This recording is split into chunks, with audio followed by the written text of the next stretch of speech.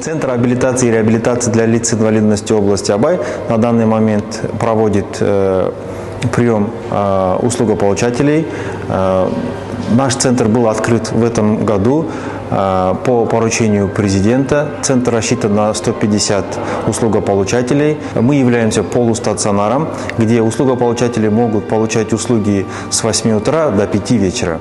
У нас предполагается оказание 8 видов социальных услуг, в том числе социально-культурная, социально-педагогическая, социально-медицинская, социально-правовая и так далее.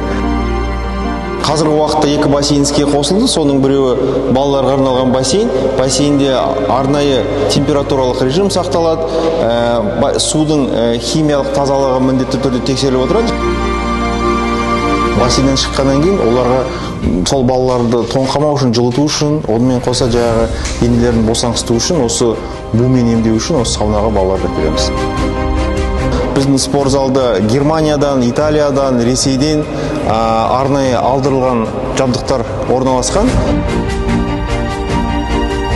Бұрылғыларды осы бұрау арқылы, мынадан қозғалту арқылы, мыналарды қозғалту арқылы адамның моторикасын дамытуға мүмкіншілік беретін құрылғылардың бірі болып есептеледі.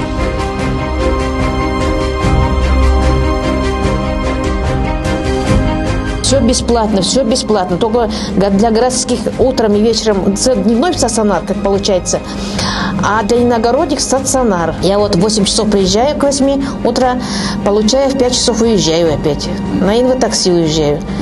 Насчет этого государства спасибо, все это бесплатно. Все процедуры очень хорошо. С утра принимаешь ЛФК, потом отдыхаешь, обед, ужин и завтрак у них все есть.